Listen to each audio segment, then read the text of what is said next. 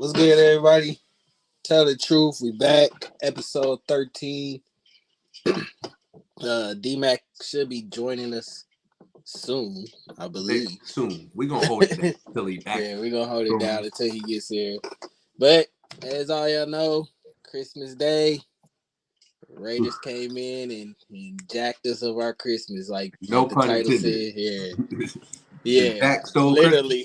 Christmas. Jack stole Christmas. The Jack, man. the Grinch, the Jack, whatever you want to call him, Yeah, Raiders win this game. They beat us. It was 2014. Yep. That's how bad it was, bro. I don't even want to. I don't even want to think about how the score at this point. Yeah, so going back, man, early thoughts right now. Going back and looking at the film, it's not good. Like, oh yeah, we knew it was gonna be ugly. Watching this film, we knew it was gonna this was probably, bro. This was probably the most agonizing film I had to watch, and after probably about 15 plays, I couldn't do it anymore. It was ugly, bro. Yeah, we had two good drives the whole day, and those two drives ended in touchdowns. But other than that, bro, and the one punt, turnover. And the one we scored on at the end, the Justin Watson touchdown. Justin Watson one, yeah. That was a struggle. Oh yeah, it was a struggle bus all day. The only drive that was clean was the one we scored that Pacheco had the trick play where we faked the reverse and then he ran it in. That was the only clean drive of the day. So this game reminded me of the that a playoff game versus the Steelers. I think it was 2016 when they came in here and kicked all field goals. The all field goal game and they beat us. Same thing. Like they didn't score a touchdown. Yeah. We just turned the ball over and they kicked field goals and beat us. So. Yeah. Hold on. We gotta pay. The game, I think it's just one of them days. Yeah, man. And honestly, like, yeah. It does come to, and if you've played sports before, if you ever played at a competitive level or anything like that, it does come to a point where you just get your ass kicked. Sometimes it's ugly, bro. You feel me? Like, you just get your ass kicked. Sometimes you just get clapped, bro. You just gotta go home and deal with it, and figure out what's going on. What's good, Pops? What up, Pop? But yeah, man. Early thoughts. What was your thoughts after the game? Where did they go from here? I mean, it's kind of been the same old. The defense is elite. The defense is top two, not two in my opinion.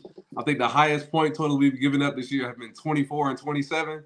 So we really don't give up points, honestly. And like that game where we gave up 27, we turned the ball over in short field. So I'm not really counting half of those. So it's just it's like a broken record, man. The defense is doing their thing. They getting pressure. They get stops. We get off the field. We get the ball back to the offense. And it's like Bobby Pat's trainer kind of tweeted out the same thing we've been saying all year. It's always something like the receivers don't run the right route, and then Pat makes the correct decision. Pat makes the wrong decision. Receivers are wide open. We're not blocking, and the running back misses the hole. The running back does make the right read, and then we have a false start penalty. And we can't get all four pieces of the offense to be on the same page at the same time. So it's always a different phase of our offense making a mistake every week, and it's just. And like maybe 1 week it will all come together, or maybe this is like most people we've been saying, we are who we are. It's like we're a great defensive football team and we're a super inconsistent offense. We have moments where we look good, we have moments where we look god awful. So it's an inconsistent football team with amazing defensive play, which is very reminiscent of what we went through in like the 2010s era. It's like we had some amazing defenses, but our offense couldn't get us over the hump. Y'all remember them Alex Smith years when our defense was top 5. We had Justin, we had Tom Ali, Eric Berry, Derrick Johnson. We was stopping everybody, but we just couldn't get over that offensive hump. We just couldn't score enough points to beat people. So this essentially is like that team now. Our defense is amazing. It's a struggle bus, like DG said, for us to score 20. Because if we score 20 to 21, ain't nobody beating us because we don't give up 21. So it's just I never thought it'd be this hard for our offense to score 3 touchdowns, but it's like they just do the worst mistakes at the worst time, bro. It's always like we finally get a first down, false start. We finally get a clean pocket, wrong route. We receiver wide open, Pat missed him. I'm like, bro, it's always something, dog. It's like I don't know how to explain it, bro. It's just the football guys don't like us this year. I don't know how to explain it, bro. Like it's at this point, man. There's no rhythm. There's no cohesion. It seems like everything is off. Yeah, bro. It just seems like just way too much. And then, hey. But yeah, man. it just seems like everything is off right now. They're not really good at playing off script anymore. That's probably just because of lack of experience at this Right. point in time. And I mean, I can't blame them. Like, you got a rookie who's your best receiver at this point. Um, yeah, man, it's bad. I don't have I like hate it. I was talking to my wife after the game, and I was like, I don't have many answers. Usually, I can, you know, be a therapist for her and tell her like, Therapist is crazy. this is what's gonna happen, and they can fix this and they can clean this up. But just this week, it wasn't too many answers. They just literally just got their ass whooped. And It was just a bad day. offensively, they got their ass whooped. Offensively, yeah. Defensively, they played a Defensively, hell of y'all a were game. amazing. Y'all did So y'all job, and then Yes, some. So yes, yeah, but go absolutely. ahead, D Very Mag. You specific. go ahead and jump in, brother. No, yeah, you guys said it. I mean, it's obvious. I mean, whew, it was something to have to watch. But that's crazy. That's crazy. That's so. God, that pissed yeah, me off. I mean, in Patrick's era, it's not even a question. But Like, yeah, man, finally get him one. it's unfortunate. We Oh, did that's finally right. get this man a defense, and we're Finally wasting it do it. because uh, just other things aren't going well, and it sucks. It doesn't feel great for how well this defense played. They allowed 6 points, but Jerry Sneed held Devontae Adams to 4 yards. Again, Um, another clamp day. Another clamp day by Snead. What else? They didn't complete a pass after the pass first after the Bro, first quarter. one quarter. quarter, he didn't complete a pass after the first. And it's Oh not as God. if in the first quarter he destroyed people. They had 62 yards. Total That's all off. they needed. Bro, they They didn't throw needed a pass that last two drives. They just ran the ball every time. they didn't Every have time. to, because this offense first through an inexplicable, boneheaded playing call where you're direct snapping to a running back and running a reverse read option, backed up for no Jesus reason. Christ. On the 5. Jesus Lord. Wait, for no reason Read the whatsoever. room. Read the room, Andy. What are we doing, bro? No reason whatsoever. And still decided to give away another 7 points. And then on top of it, because of everything that had happened to that point, and Pat pressing to try and get this offense moving in the right direction, makes an inexplicable throw there for the pick six. Um, the offensive line got whooped all day. The play calling was Dolphins. awful. Yeah, the horizontal play calling, I mean, was just disgusting to watch. They had no vertical element to their game, No pressure. and Patrick failed them on a continuous basis. Unfortunately, especially after those first few drives didn't go their way, you could just tell it was out of rhythm. He was in survival mode. He was running into pressure, running out of pressure, escaping when he didn't necessarily have to, pressing, and still. You played MVS 80% of the snaps. And I know I've gotten on here every single day, week, and been like, yeah, that's a coaching issue. You can't continue to run him out there. If you I know think where it's to also throw a the ball, quarterback. I think it's also a quarterback issue. yes, bro. You got to throw it to him if he's going to be out there. That's what I'm saying. If you're not gonna But throw it to him, just tell him don't put him out there. But if he out there and he's open, I know you hate him and he made mistakes and he's credible, but you got to throw it to him if he open. If you drop it, he dropped it. But that's the right read. I'd rather you but throw it there's to him and he drop also it, and you just take a sack or throw it or get picked off. So there's also only but so much I can place on him because, like you said, he's let him down every single time he's thrown to exactly, him. it's a conundrum. It's one thing from where it was last year, where MVS was inconsistent. They had their ups and downs. Occasionally, they weren't on the same page, but they were able to link up, enough times to where it was a consistent threat down the field. This year, it's completely non-existent. No matter what happens, they cannot do it. And at a certain point, it's got to happen because they're going to keep running them out there, and they need a deep threat. They do. People have had this conversation about Mahomes' A dot. The offense looking like Matt Nagy's in Chicago.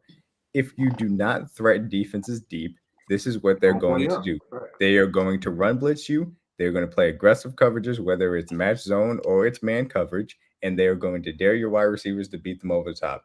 And until that changes, it's not going to happen. Facts. And the crazy thing is on that sprint out, D-Mac, when I was looking at it, and I know he predetermined it because we know he just threw the ball without even looking at to see how Jack was going to play because Jack was bailing, then he did a great job of just coming up and making the I was play. going to say that was a better play by Jack Jones than I Yeah, think a Jack lot just of made a people want play to give him credit for, because he played where he was perfectly supposed to sink and broke on it and at the broke exact forward. moment in time. Exactly. And some of that's on Watson, obviously fading away, not necessarily coming back to the ball as you should on that dig route. And obviously Mahomes had that predetermination, like you said.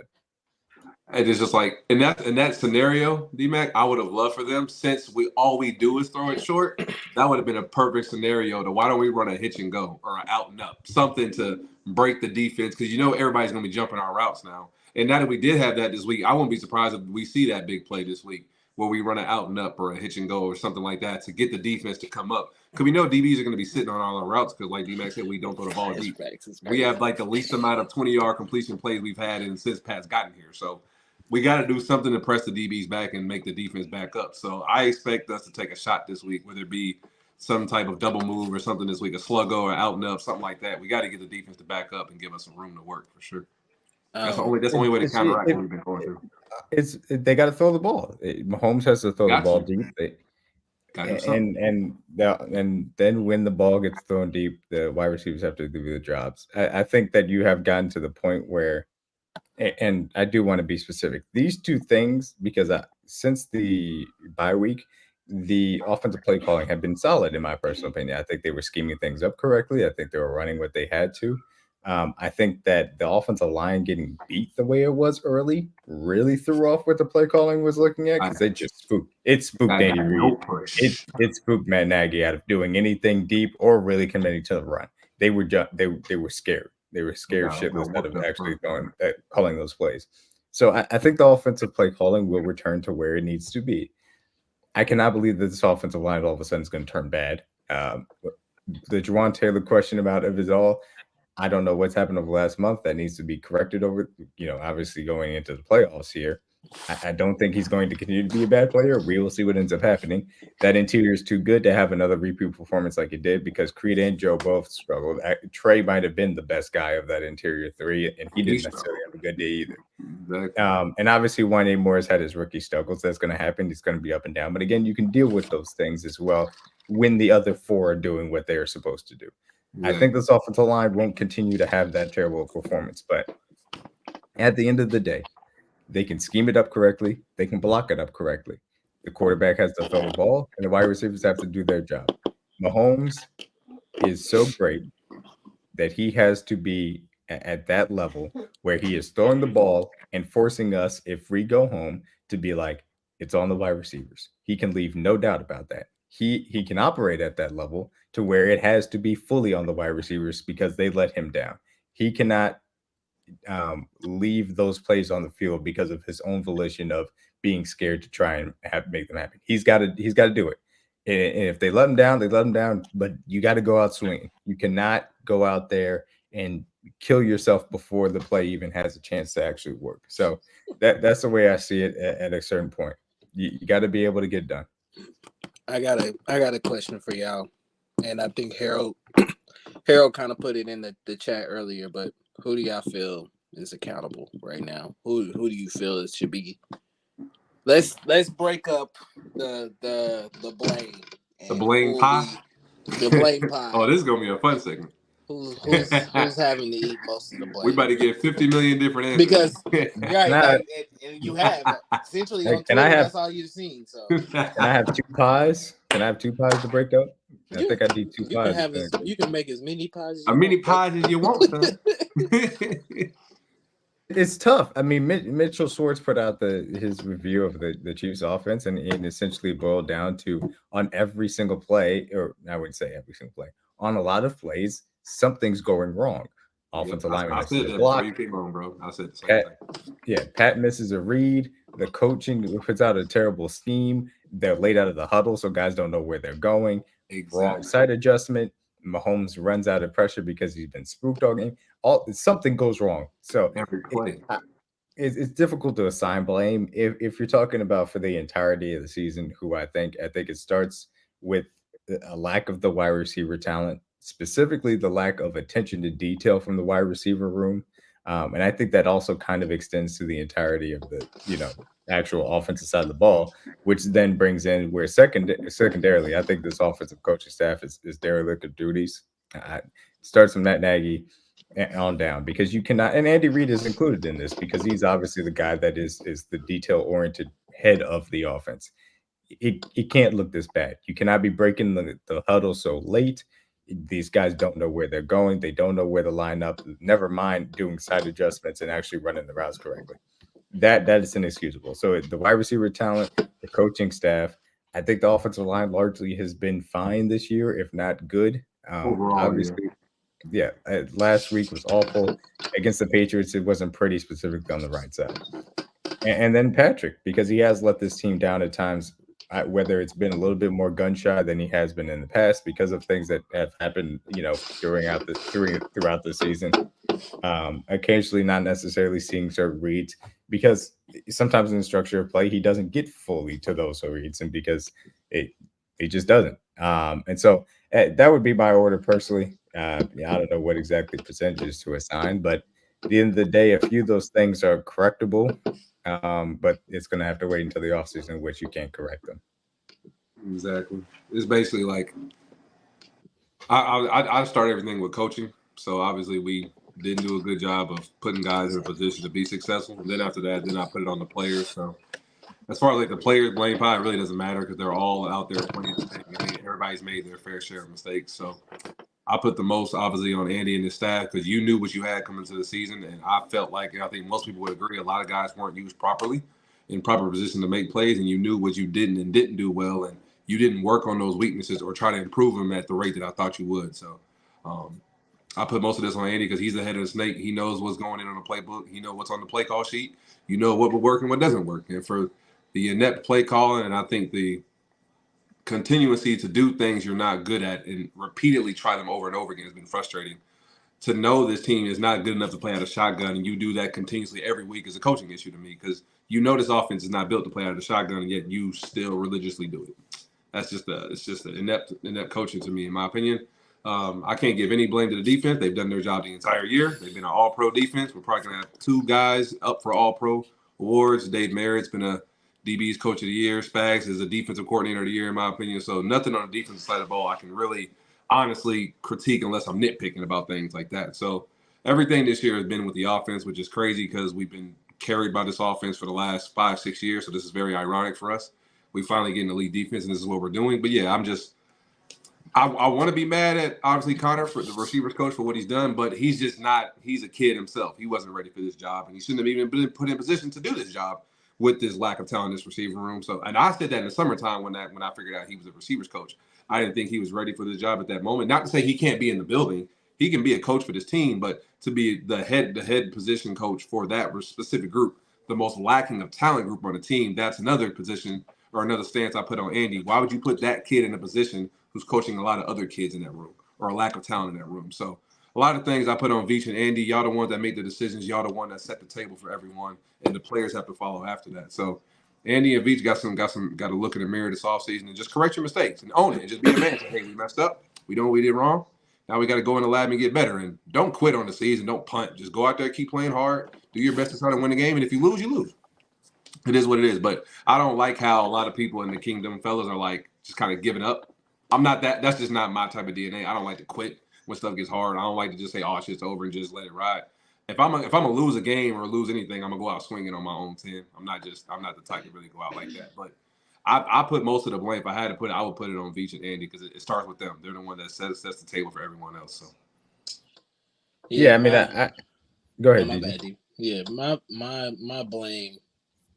It has to go to Andy mostly. Just the consistency to be stubborn at this point and not try to simplify things, try to change things around, try to lessen the rotate. Like we've talked about all of this all year, lessening the rotation with the receivers. Getting guys more involved and stuff like that. And like Sunday or Monday, actually, they just went completely away from that and just was like, you know what, forget it. Like we can still be that same explosive team and do all the same stuff we used to do in 2018, do in 2019. Like, you can't do that no more, man. Like, the league has caught up to you now. Like, this shit doesn't work, you know. So now you're just gonna be completely stubborn to not change anything. You know, not be willing to be good at anything offensively. You know, not have an identity to at least run the ball at certain points, or just say F it, and this is just what we're gonna do for the whole game. You're just gonna have to stop it. You know, they haven't done any of that this year, and it every game is literally becoming frustrating because it's just starting to piss you off at this point, because it's like, how do y'all be in this league for this long and not realize that you need to make a change at some point in time? Like, you're not winning games right now because you continue to be stubborn, you know.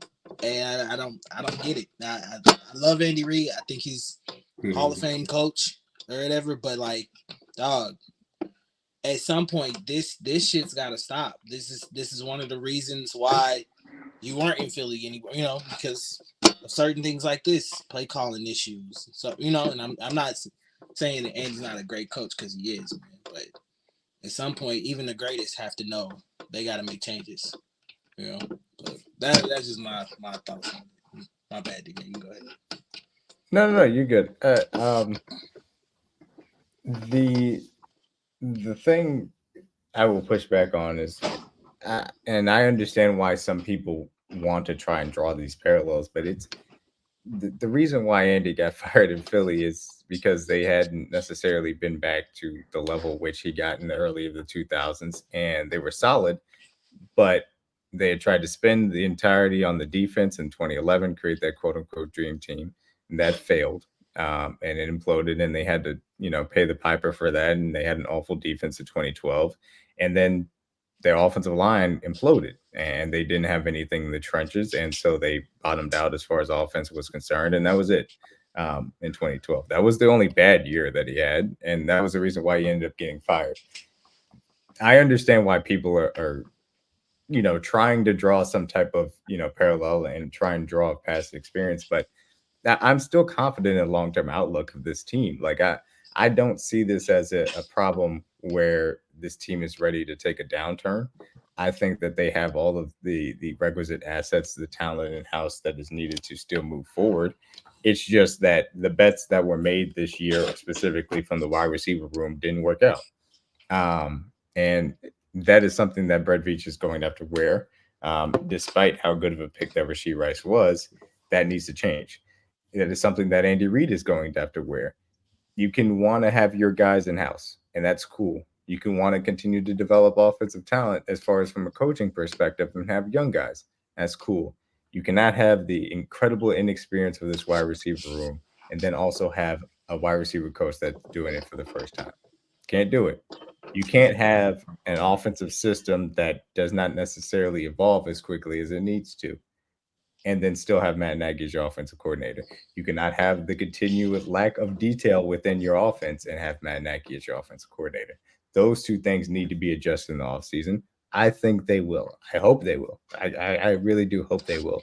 Um, it can't continue. So I still do believe, though, in the front office, the guys that are running this team, first and foremost. As far as from the rest of the season, I agree with you, CJ. I'm not packing it up. I don't think that this team should quit or tank or try and miss the playoffs. No, I think they should go out there, try your hardest, see if you can actually go out on your sword, like I talked about earlier. Mahomes needs to fire those passes in and have it leave up to, say, the wide receivers let them down. And if that's what happens, then that's what happens. You can't just go out like that. This defense throughout the entirety of the season, that every single game, sometimes it hasn't been a stellar performance, but still it's played at a high level, has given maximum effort, even when the offense has let it down every single time that they've given the ball back for them a chance to take the lead. They deserve that. They deserve your full offensive capability to try your best. Maybe it's not enough. It may not be this year. but they have earned that right that you will try your hardest because they are out there busting their asses to make sure that these games are close. And I do mean busting their asses to make sure these games are close. Because if you take Beyond, any other defense from previous years of Mahomes and you put them on this team, we would be getting blown out. This defense is the reason why this is a winning franchise right now. That's the truth. which is Yeah. crazy And to say. We haven't been able to say that in a while.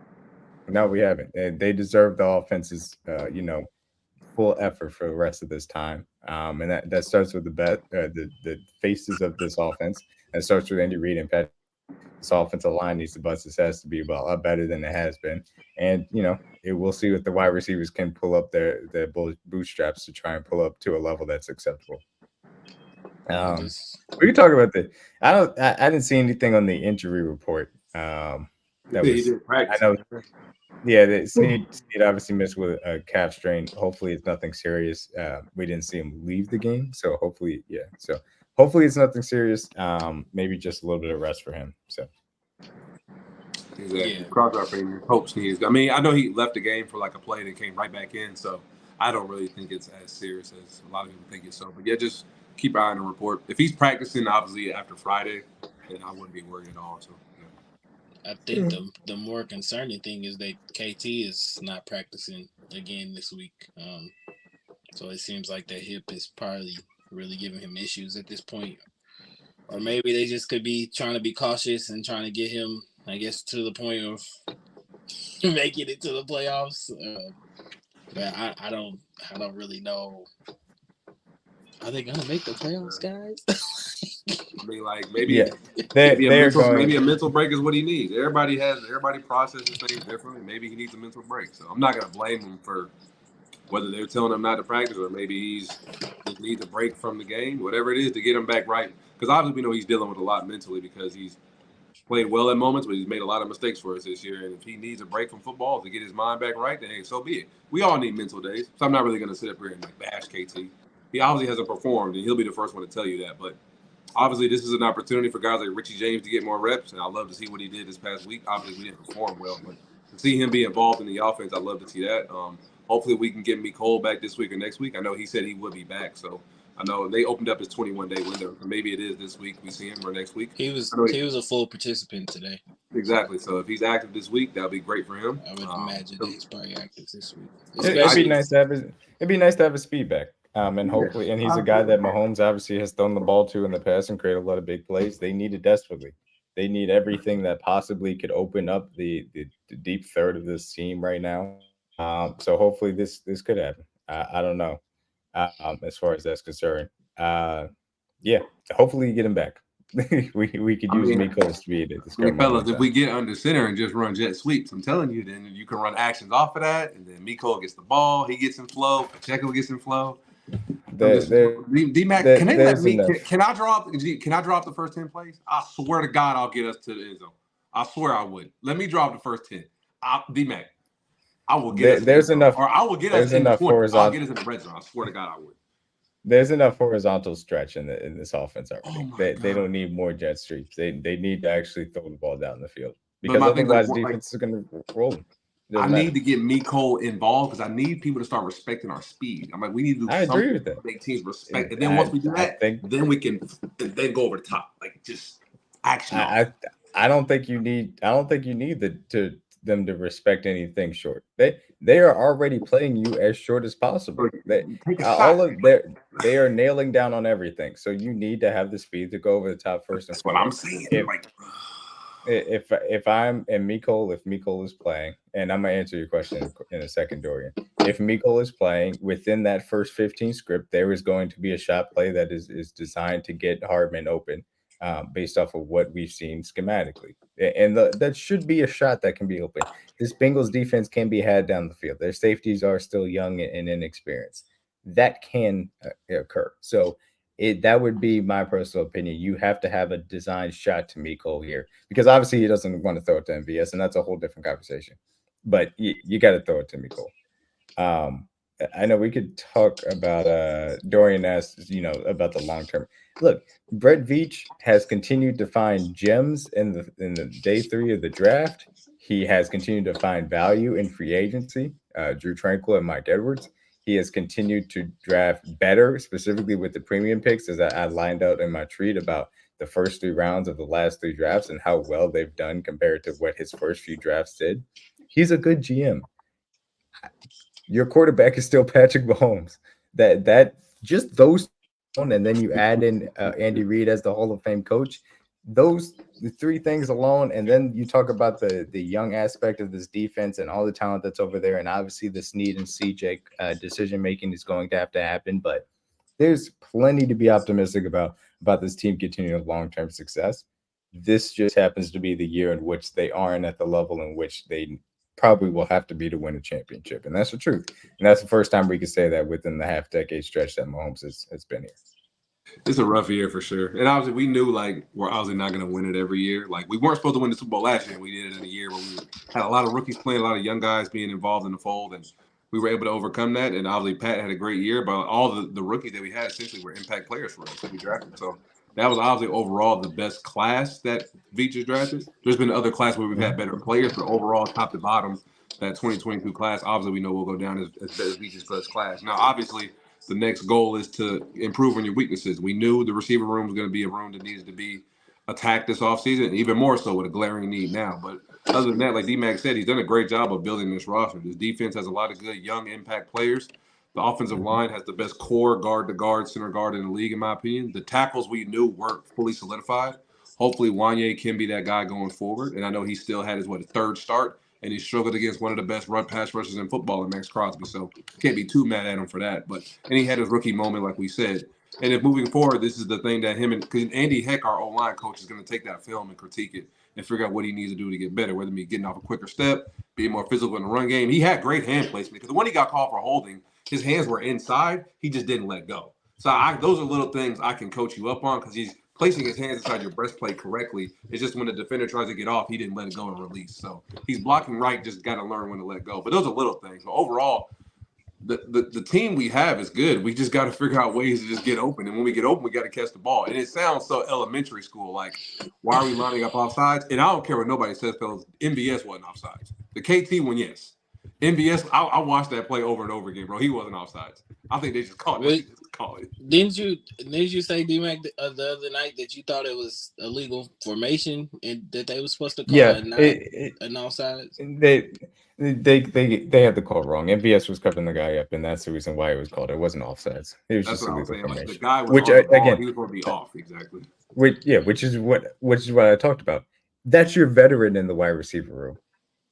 That's lining up with a formation penalty. Inexcusable. That's inexcusable. Like, if you got to be on the ball, you're on. If you're off, you off. Like, it's just something. And it's one thing when you're talking about young guys that need to be taught these things. When you're talking about a vet that is making those mistakes, that's a lack of accountability. That means that holding him to a standard in which something that he knows he needs to do correctly is not being done on a consistent basis. Okay. That's not a lack of teaching, and that's an issue obviously that we've had throughout this entirety of the season. That's a lack of accountability in the room, and that's inexcusable. Not from a championship team. A championship team cannot have a lack of accountability. That's it. It doesn't work. You can't have a functioning team when nobody is held accountable. Yeah, so many mistakes, man. It's always something. One room fixes a mistake, the other room goes back. We can't get each room to be on the same page. It's always one room doing something. Country fighting for his life in these comments. Y'all gotta leave Country alone. Hey, Country, they said you MIA, my boy. He out here trying to get work to get this money up. Hell no, he ain't working. He working to duck this smoke. DG, stop playing. Hey, Country, we trying to get paid out here, bro. Hey, Country, where you at, bro? Man. Hey, yo, Country, get on the mic, bro. Where you at? Country, get on the mic. Nah, but D-Mac, did you want to go back and answer Dorian's question? I think I just went through it. That's pretty much what it is. You look at the ways in which Brett Veach has continued to attack the team building aspects and gotten better at it every single year, every single offseason. And the fact that Andy Reid is leading this team still as a Hall of Fame coach. I do believe in his ability to evolve. And at the end of the day, you have the best quarterback in the league. And so from the 3 biggest positions in a franchise, you have the right guys in place. Now they just have to fix the holes accordingly and get Mahomes back to playing, Mahomes ball. Absolutely. It's a it's not like a lot of it's not a crazy fix honestly because other teams have so many other structural mistakes or structural damages in their roster. This roster doesn't have too many holes. Even coming into this season, I expected this defense to be elite. They exceeded my expectations. This defense has been a top 3 unit most of the year for me. So obviously it's going to suck to see a lot of these guys leave. Hopefully we can keep some of the foundation here. It all comes down to like money and negotiations. But overall, this defense is young. A lot of players are still going to be here next year. Now the next step, like we said, do we really do what we're supposed to do in the first round? Not get cute, not try to sit where you are because we know we're going to be picking anywhere from 25 to 30. Do you actually do the things you're to necessarily do for this offense? Trade up, be aggressive, and go get the receiver you like on this board. And whichever guy you decide it is, but break out of your norm, not draft a receiver who's under 6 foot. Go after a big receiver who you know can make plays in your offense, the guy that you're the most comfortable with. Obviously, I know people are kind of done with Pat making influence picks after what he did with Clyde, but you're going to ask Pat what he likes because he's the best quarterback in football. You're not going to not take his opinion. 15 is going to have an influence on which receiver he likes or which one he would prefer on. But at the end of the day, you have to take a swing on one of these big receivers in the draft. This draft is full of them. Obviously, day one, I've talked to you guys off camera. I think there's, in my honest opinion, I think there's 4 guaranteed receivers that should go day one. It's probably going to end up being 5 because I think somebody may reach for one, like trade back in the last 20s, the late 20s. But I think we get 6. Yeah, there could be 6 because teams kind of get desperate for receivers now. So, and this is the class to do it because there's some day one guys you can get on day 2, in my opinion. But I think this is a class you can't miss at this position now. And this is like we're kind of in the perfect storm. So if we did struggle this year, I'd rather be now instead of like us having a great season and Beach try to get cute with the receiver room again. So we have a great opportunity to fix that receiver room this year because there's so many good guys you can get on day one. And we'll talk about it after the season when we do like draft podcasts and like draft prospects and all those. But yeah, it's very simple. I think if we fix that room, continue to improve the O-line, get Wanya a full offseason with Andy Heck and get him ready to go next year and continue to run the football. Get Jawan Taylor a full offseason of understanding, hey, this is how you're going to be officiated. Let's get you in the lab. Let's reset where your confidence is at, and so you can understand what you need to do for your footwork with the timing of Mahomes' cadence and what you want to do as far as pass sets are concerned. Absolutely. Let's get him that reset as well because I think that there is a good player in there. I don't think that he all of a sudden forgot how to block people. I don't think his athleticism all of a sudden on. I think he needs to have that type of reset as well. You talk about the entirety of the weapon kind of trajectory as far as this is concerned. Sometimes this is a good thing. In 2005, the Patriots offense looked anemic. They went home after the divisional round. They just struggled. They couldn't necessarily get anything down the field. They went out, they made an aggressive move, and they added Randy Moss. Sometimes you just got to be bad for a second so that you can fix those holes. This is an offseason in which you go in there, you invest in those young weapons. You can get 1 to 2 veterans as well that know how to play the wide receiver position, that establish a floor that you go into next year feeling confident about.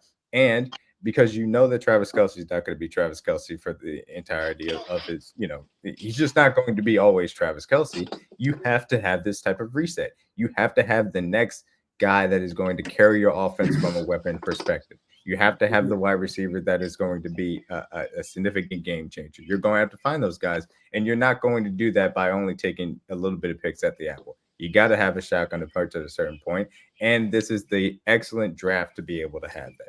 Absolutely. So I agree with you. This can be a blessing in disguise in that. And yes, Harold, I do think that this needs to be a reset of the coaches, and that is also an aspect of this where I talked about this during the offseason.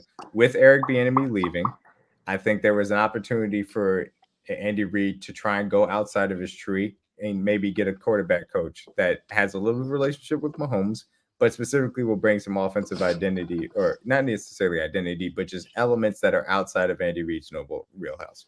I think the failures that you've seen of this offensive coaching staff hopefully will push Andy Reid outside of his comfort zone to grab a guy from outside of that tree.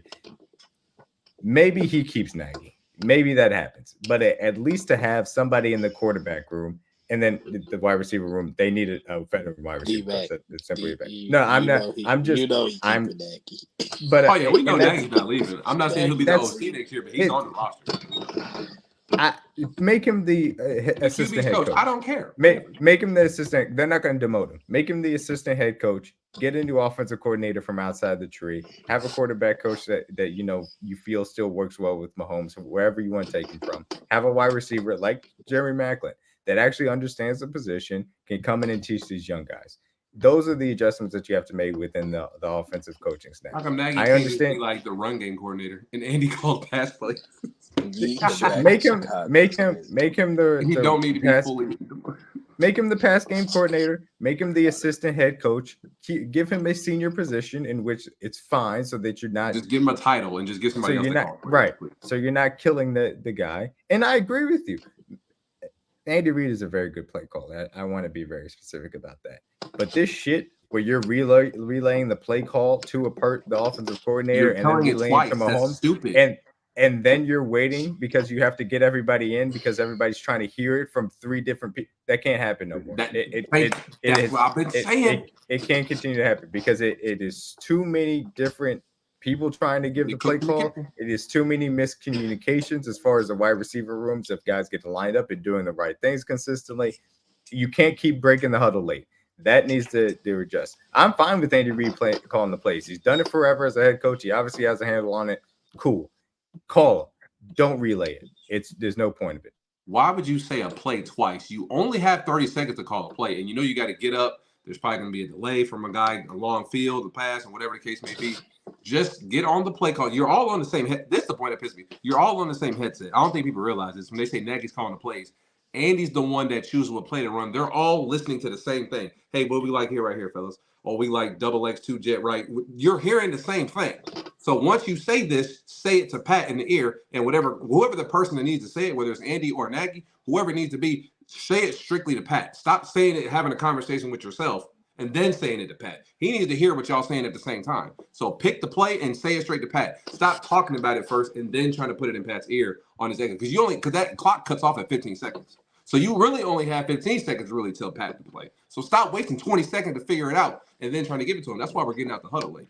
So it's very simple. And at the same time, and after that, I know we needed to get a new receiver. Like that was obvious. But like, how else do people expect us to do this? You don't get receivers after good years. You get them after bad years. Don't forget, Philly sucked at this too. And then they traded for AJ Brown. So they couldn't pick a receiver to save their lives either.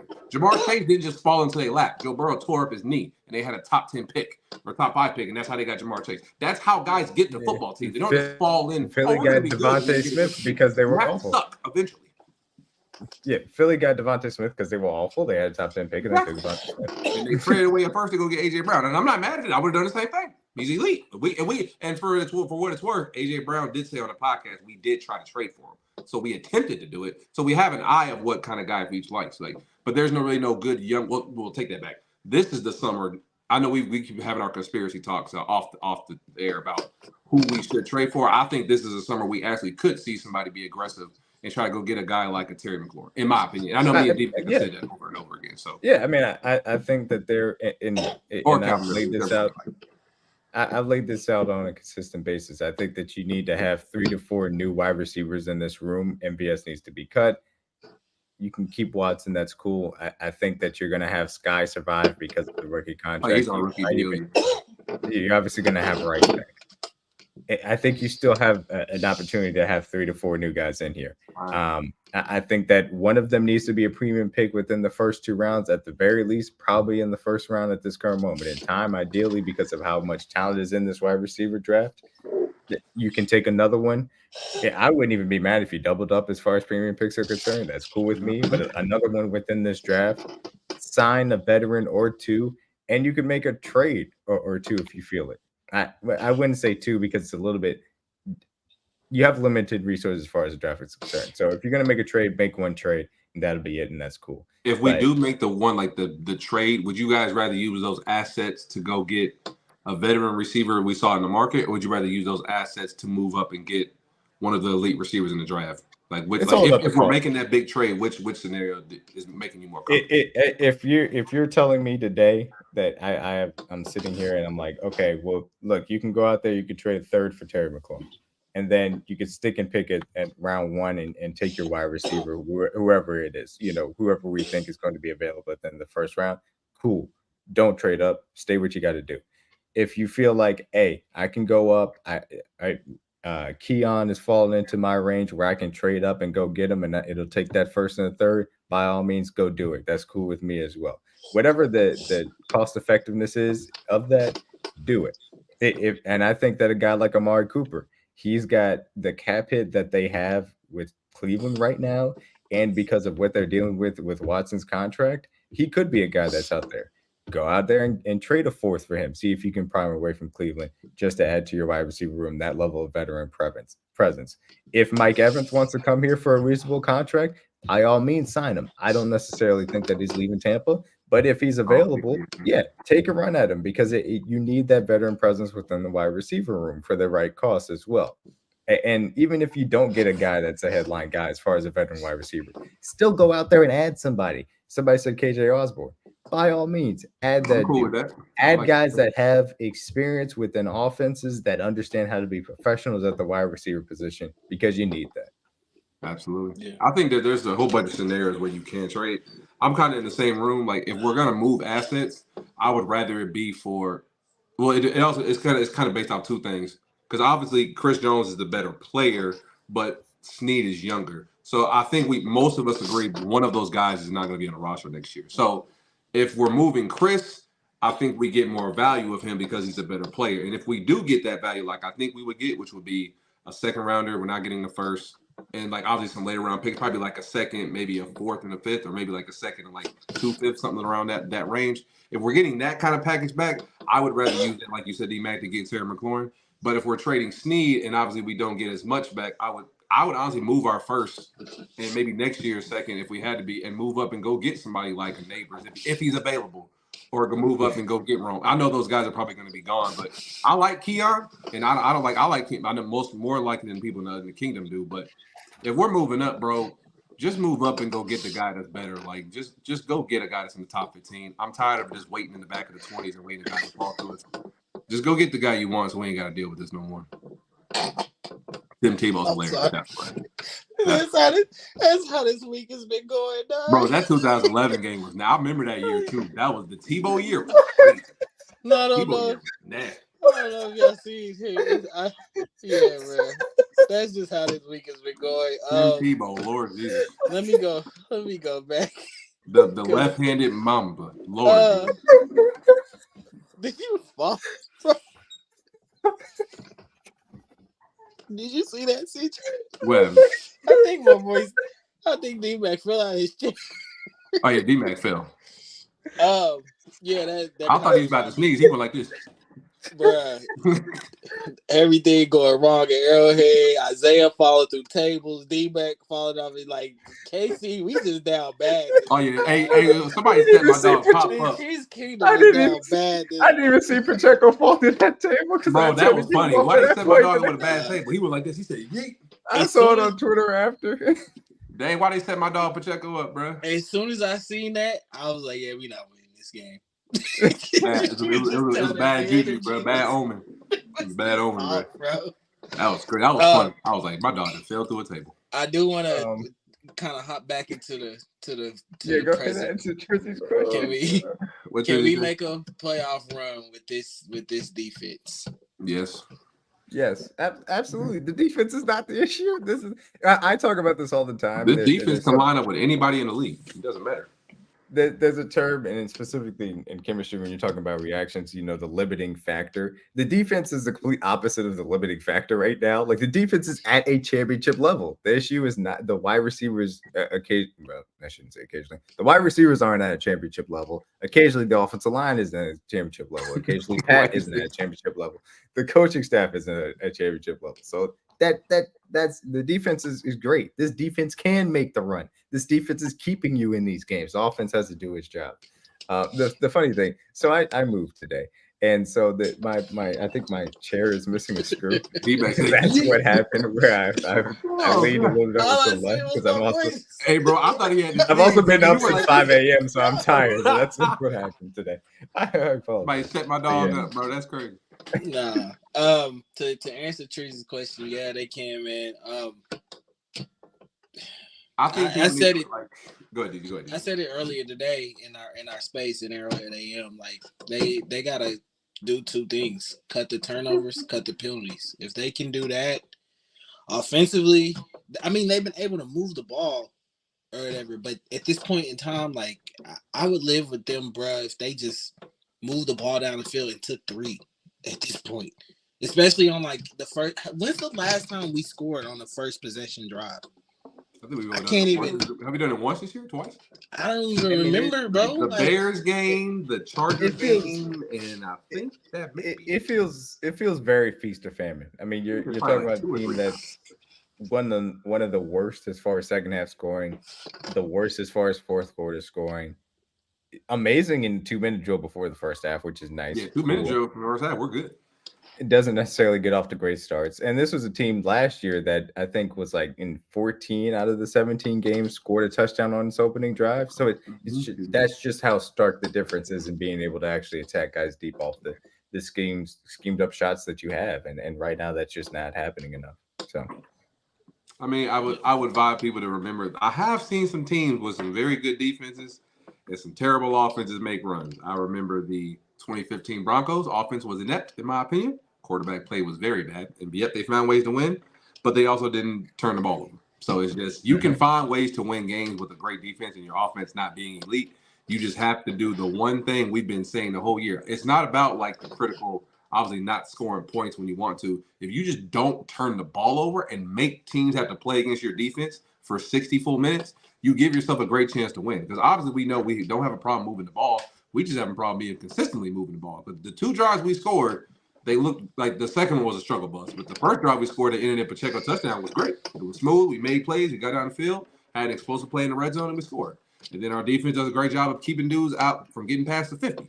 So it's just if you just don't turn the ball, and we said this in our last episode, how many turnovers can this team realistically win with in the playoffs? I think one is the max.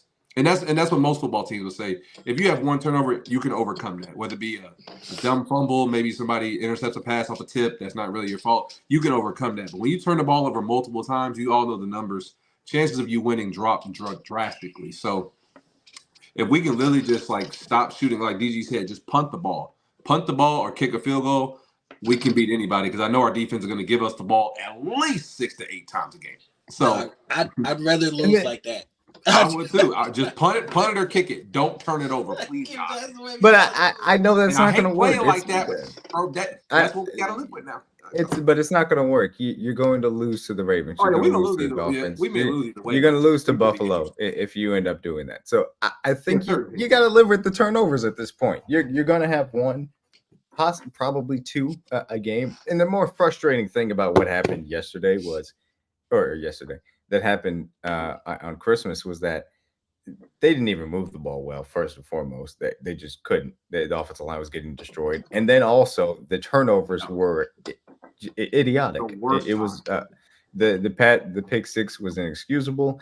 There was no reason for them to call that play when it did, as far as the fumble six was concerned. So Christmas is not indicative of the full season performance of what you guys have said. The offense has moved the ball well. They've had issues specifically executing, whether it's in the red zone, whether it's just on third downs, specifically short yardage. Those things have continued to plague them. And obviously we know about the penalties, the drops, the turnovers, etc. So I've said the entire season, if you play a clean game, you can beat anybody. If you don't, then you probably can lose to anybody as well. And that's the reality of the situation. But this defense is going to keep you in the game. He's going to give you an opportunity. The difference in what is made this defense great or very good and has not necessarily been elite is that they don't necessarily take the ball away at an extremely high level. And that's one aspect of, I think, that having playmakers, and specifically as far as guys that just are around the ball all the time, like Mike Edwards in that Buffalo game, he has his hand on the ball. And Mike Edwards, to a certain respect, he is a ball hawk. He does have that as a safety. The ball is in his hands. He has the fumble recovered, and then it just squirts out. And it's an unlucky thing. It's incredibly, something that you can't necessarily hang your hat on. But there's a reason why Kyle Hamilton has those turnovers that he did against San Francisco. certain guys just have that thing where they can take the ball away, and they're always around the ball at the right time. That's the reality of the situation. Certain defensive players just simply have that. And that's, And that's so, kind of the way Trent was beginning of the year. He's always around the ball, whether it be I stripping yeah. guys like in the backfield. He makes And, plays and, that we've had to figure out a way to continue to and take guess the what? ball. They stopped putting the ball near Trent McDuffie, so that would stop happening. They were They like, said, okay, "Hey guys, every time we yeah, throw it we're around not gonna, him, the ball ends up on the ground. that's Let's not just going to not end up throw it well. around him." Okay. So okay. Well, we can't throw it to Snead because Snead's Well, he's he shutting covers down our everyone number one well. So overseas. shit, who can we Okay, throw the ball on? Okay. middle of the field, just the middle of Throw the it to the field. safety. Middle Throw it of to the him. field. Don't throw it out. Middle, because those two guys out there are really good. that's So why Bro, we really got 2 All-Pro corners, and we wasting this shit, dog. I was Oh that's my why I was God. like I feel like there's a certain player you're talking about, Mac. You know? Oh, we know no, who he's it's talking about. no. Believe He me, has the same complexion as him. look, His name starts with the J. look, I we will know. never miss an opportunity. I would never miss an opportunity He's to like, take I'll a shot never. if I had. Hey, DG, what he said? I Oh, never miss I an am opportunity. I am Carmelo Anthony. I will take that shot. Dude, If I it's got open, it. okay? Hey, what did he say I when he got gets it. the rebound, DG? And I even got it. and even if it's not open, I will create the shot No, if I'm I feel shooting like that it. every Okay, time. I Got the will Carmelo let it Anthony fly. knee. He's like, oh, I'm pulling it. But it's the middle of the field in general because the linebackers have been leaky at times. Unfortunately, there have been times where Shamari Connor and Brian Cook and Mike Edwards still have been gotten in coverage as well. But the reality of the situation is when your corners are as good as this team's, you have to funnel it to the middle to be able to move the ball. And even so, the defense has still done a great job the entirety of the season because they already have those advantages built in and because of how well Spags is able to scheme these guys. So the reality situation is the defense has been great and the offense has letting them down. That's the truth. Do y'all think we have one good offensive game in us? Just one? Yeah.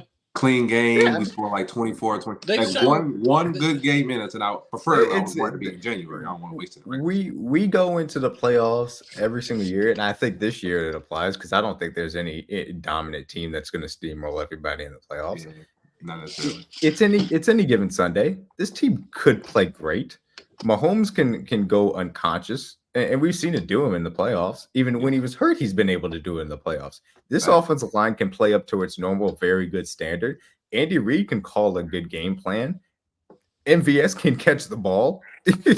like we've seen it happen before. That Like could the all lowest happen. of lows in the AFC Championship game last year. I was at the game, and like we saw the alert before the game. Travis Kelce back is locked up. Then he ended up suiting up, and people thought he wouldn't play.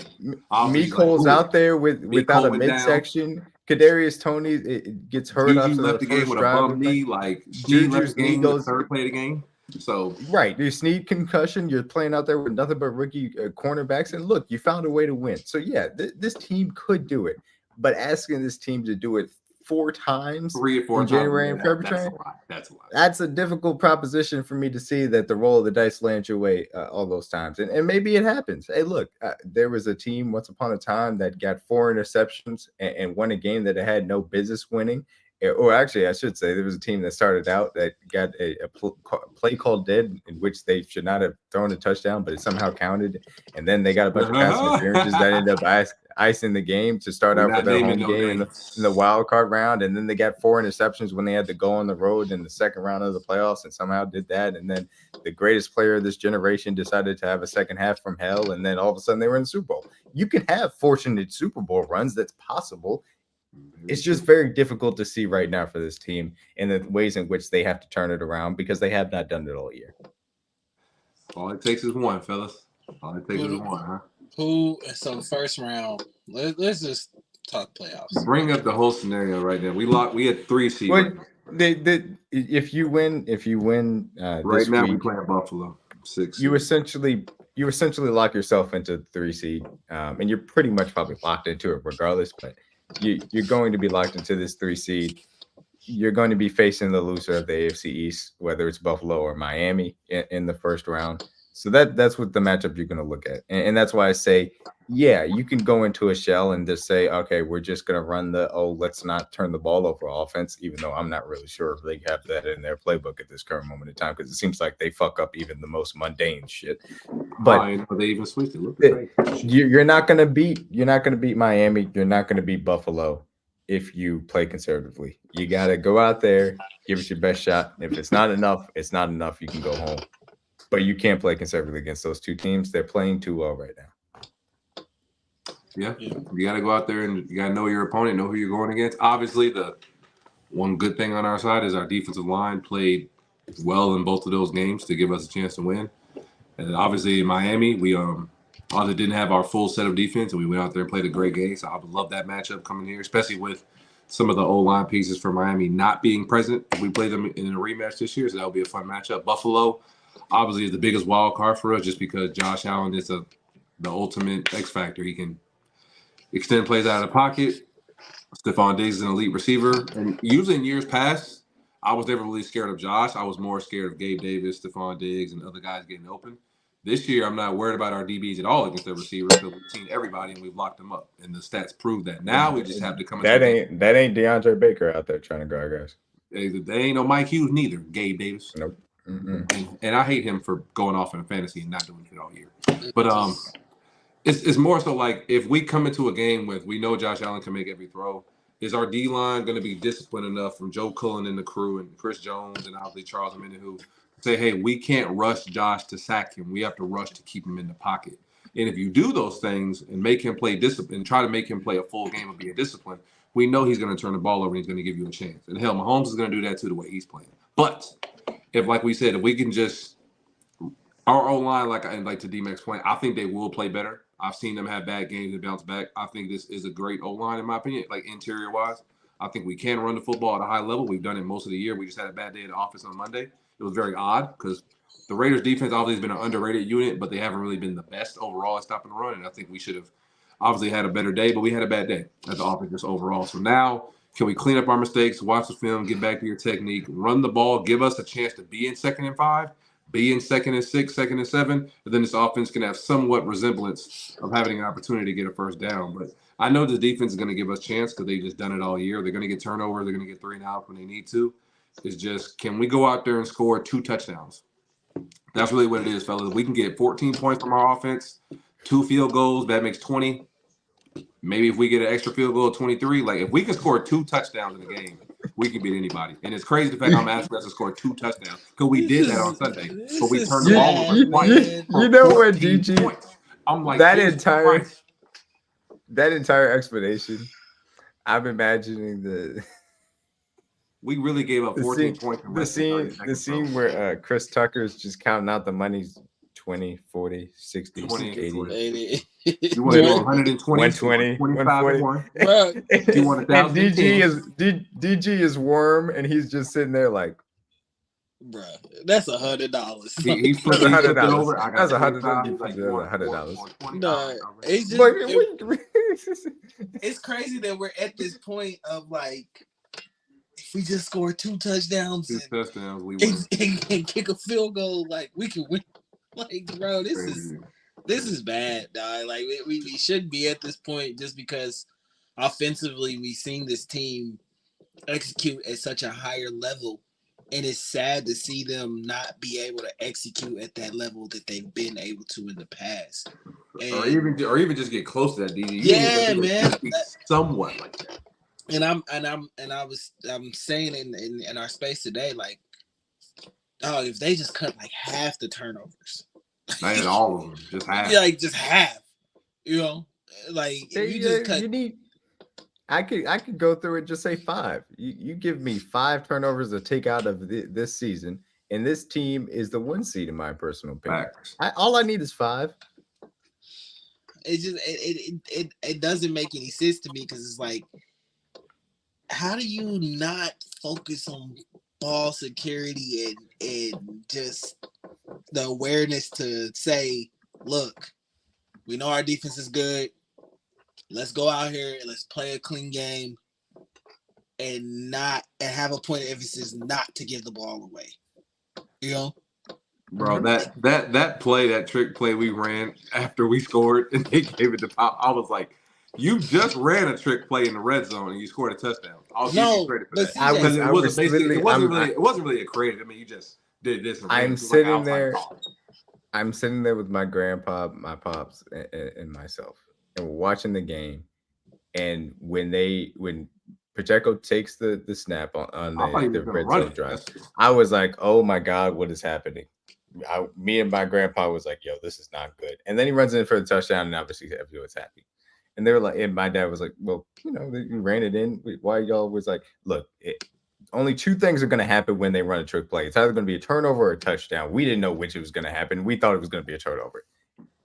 First drive, straight after that, they run a trick play and it's a turnover for a touchdown the other way. That's just what's going to happen. I just don't get why would you look at a play call sheet? We just scored. We got to stop. We have the lead, and in your mind, right there, at your goal line. We're on the 5. Hey, let's run a trick play on the 5. Like what? Who thought this was okay? That's why I get mad at Andy and all y'all who be yelling at Nagy and yelling at the receivers coach or yelling at whoever else on the staff. Andy Reid is on the headset. Who in God's name would say, let's run a trick play on our own 5-yard line? And we have completely on Andy Reid. We have the lead. You're on the headset. You were like, yeah, this makes sense. Let's run this. Like, bro, time out. What the? Like, who thought this was okay? I look at Andy. You're the overseeing eye. You have the final say so. Don't run that, bro. That is not on Nagy. That is on you, Red. You know what the hell is being called, and you think that's okay? If I'd been Pat, I'd be like, bro, I'm not running this bullshit. Time out. No. Why are we doing this? We're on the 5-yard line and we have a lead. And you run a trick play. Jesus Christ, bro. I literally watched that play. I was like, Andy is trolling. Bro, I went to the bathroom after that because I was about to watch. I was like, bro, I'm mad now. I don't even care. I walked to the bathroom, bro. There's no way.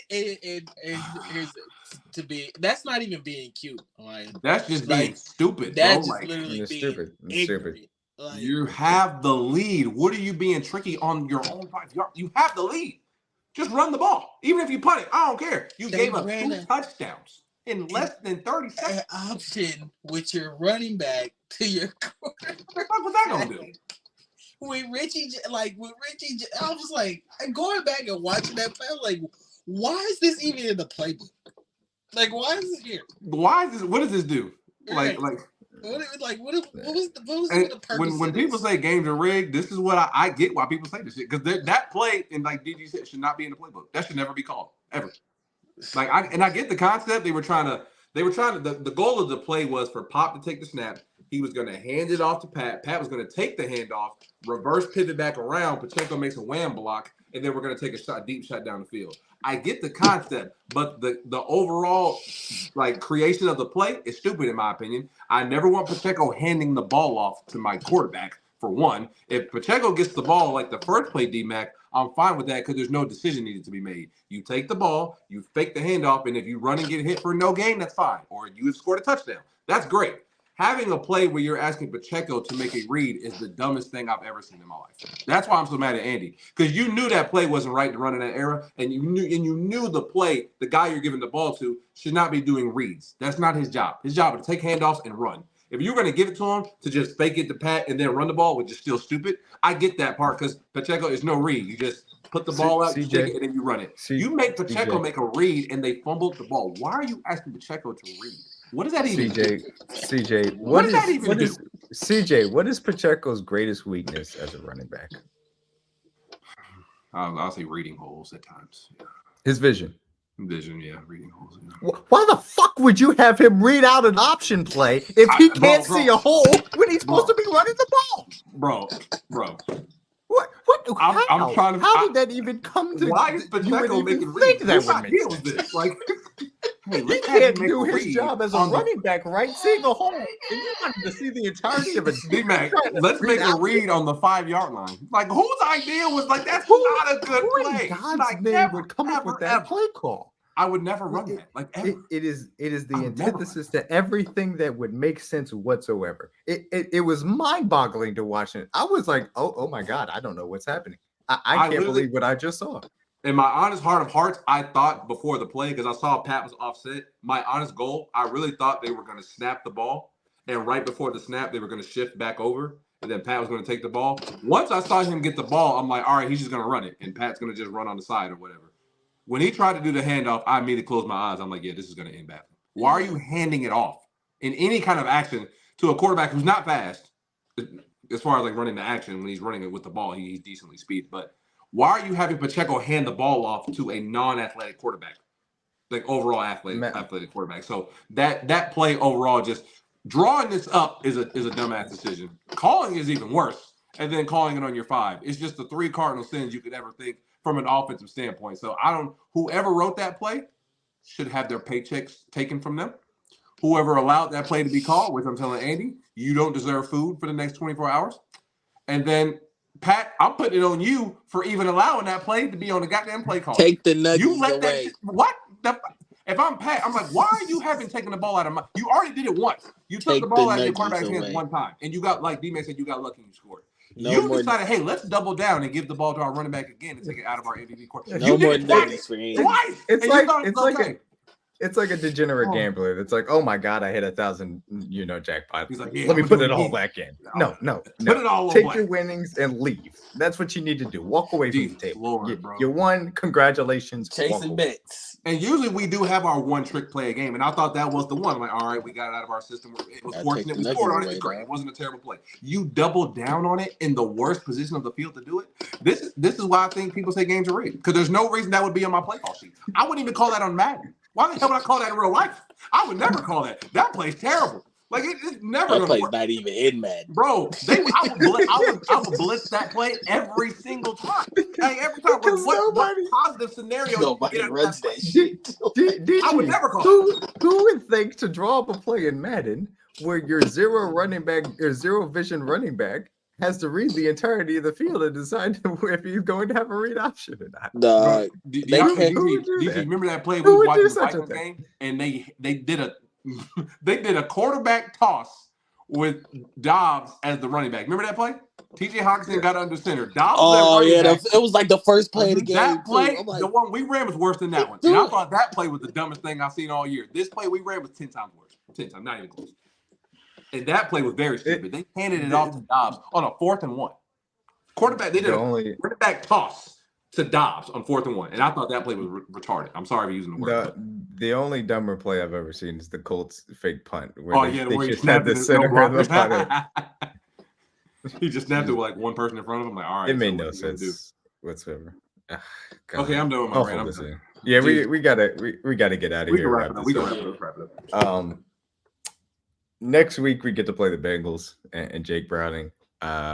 We'll see if Jamar Chase ends up playing. Obviously, with his AC sprain, I doubt he's going to end up playing. I think that's a very difficult proposition, but you never know.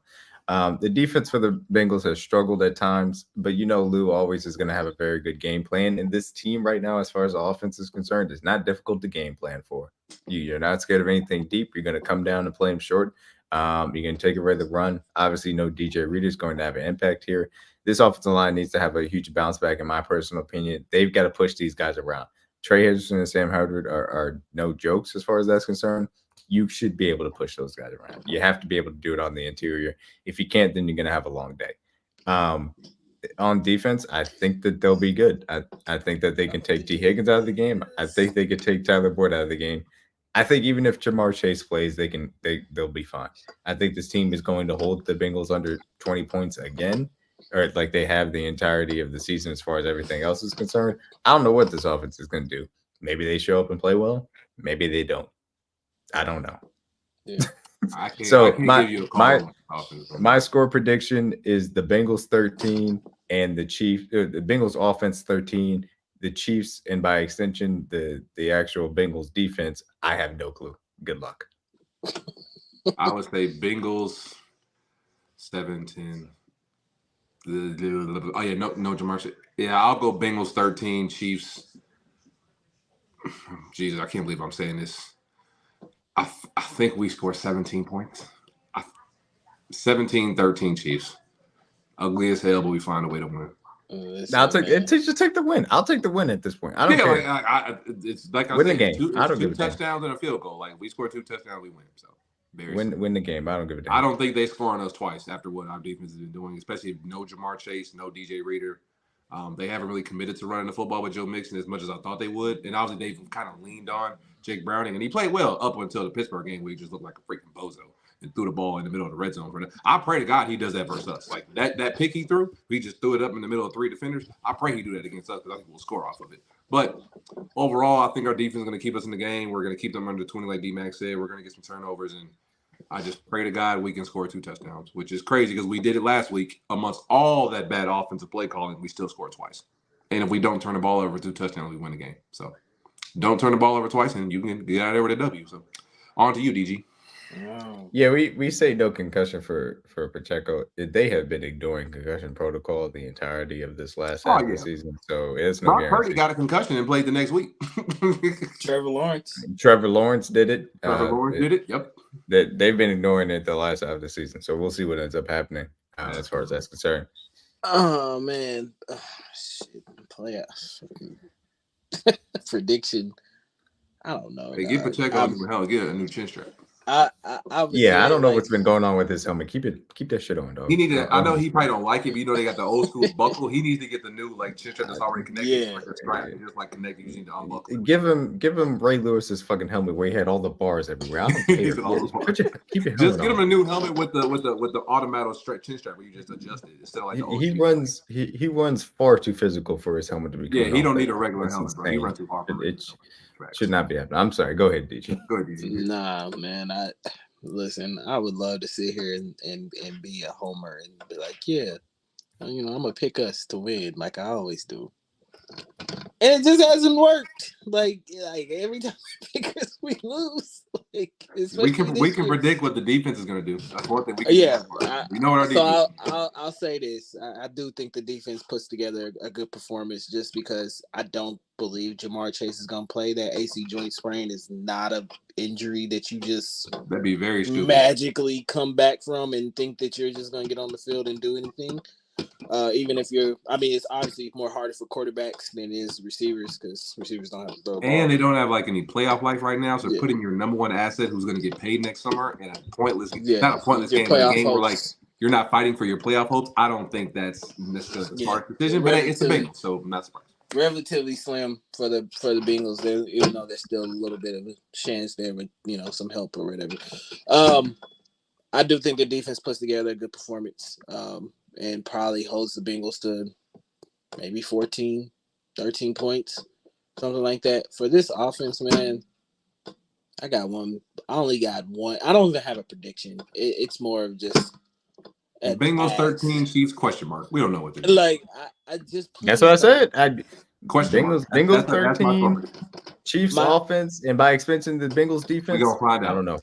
My only thing, and it's just don't turn the ball over this Sunday, please. Like, just one game. Can you please? Even if you lose, the day. If we played a clean game, we don't turn the ball over. I can respect that. But it's when we turn the ball over and over again. Just don't turn the ball over. Like D-Mac, I know we hate being Debbie Dumpster, but this week, bro, I don't care. I'm going full check down mode. I don't give a fuck. This week only.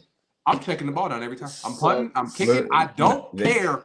Figure out a way to win a game. I don't care. Just this week. Lou is going to kill you if you do that. You can't play against Lou with. But guess what? He ain't scoring on us neither.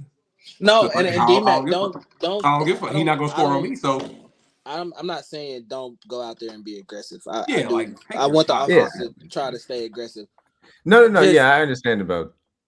Don't do dumb shit. That's gonna make you turn the ball over. I agree with that. Do not do anything stupid like running a fucking trick play in the shadow of your own goal line. It's idiotic. But they're going to turn the ball over. It's going to happen. They're going to turn the ball over sometime in this game. Hopefully it's not twice, and hopefully we get a takeaway or two as far as our defense is concerned. That'd be nice. Just be able to put together 3 drives. If you can put together 3 drives, this defense will do enough and you win this game. That's what I ask. 3 drives. I don't need the extra 3 stops from the defense. I don't need 6. 3 stops. Now we need 3 drives. Now we need 3 drives from the offense. That's where we're at with it. Just give me 3 drives. Always turn, bro. Them tables always turn. Yeah, man. Give me the scripted drive to start the game. Give me the first half, a 2-minute warning, and give me a drive in the second half at some point. And that's all I can ask for you.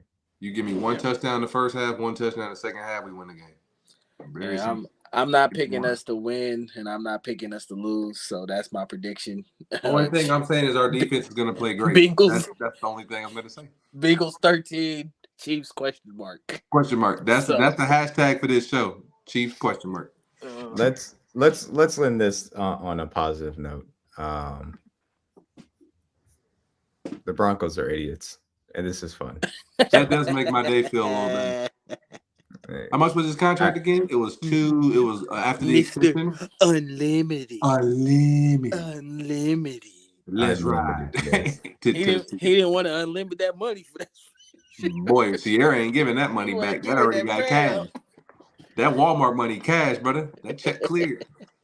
That's funny. Sean Payton on the first day of free agency signed Jarrett Stidham to a $10 million contract, and that was the initial salvo that there was no chance that Russell Wilson was going to make it through this season as a starter. That's the truth, and that's why now Jarrett Stidham is the starting quarterback for the Denver Broncos, despite everything that they ended up giving up for Russell Wilson, which is laid out in this great trade. I'm saying Adam Schefter for that information as well. Yeah, a lot of value. And Seattle has gone to the playoffs last year and is in position to go this year. And the Broncos will not be gone. Drew Lock saved their season versus the Philadelphia Eagles. So. Game-winning touchdown again. One of the worst trades in modern NFL history, to say the least. So, yeah, there's your positivity. The Donkeys are still ass. That was horrible. The Donkeys being a horrible trade, a horrible contract, just bad. He couldn't even make it to year 3. Bro. And then like for them to come, they beat us. And they asked them to take a pay cut. And not they were like, yeah. Literally, we kept saying they were living off turnovers. And the one game, and then it followed up by multiple. Somebody ownership saw it. Yeah, somebody. Now they're 1-3. So this is what happens when you don't get 4 turnovers a game. Oh, okay. Yeah, all bad for Denver right now. So man, I don't feel bad for them at all. Nope, the Donkeys can forever rest. What you get? But didn't some of those picks turn into like Devin Witherspoon? Yes, Devin Witherspoon was a part of that deal. Oh boy. I'll check. I guess I did kind of cut it off. So let me. You saw Charles Cross was on that list as well too. Charles Cross, yes, he was starting. They're starting. Where is it? What's Denver been having trouble with? Protecting. I mean, you could have had him, but you wanted to. Yeah. Decided to sign Mike McGlinchey. Hey, is that Miss Gina? Who put that Drew Lock meme under the thing? That's funny. Oh no, that's hard. Hard rock. That's funny. That's funny. Yeah. Shout out to Jeezy. But yes, Drew Lock who saved the Seattle Seahawks season versus Philly. Shelby Harris, Charles Cross, who's been very good for them as a tackle, young tackle. Boye Mafe, who has been very under the radar, an excellent edge rusher this year. I mean, he's been very good for them as far as that's concerned. Devin Witherspoon's been made play after play. I loved him coming out of the draft. And Derek Hall's a guy that's going to continue to develop for them edge rusher at Auburn. So, yeah. I mean, it's one of the most lopsided trades in NFL history, contract included, all things considered. So, yeah. Trash. Boy. On that note of positivity, anything else before we go ahead and get on out of here, man? Oh man, I won one of my fantasy leagues. Thank you to the Pittsburgh Steelers for making Jake Browning look like a bum.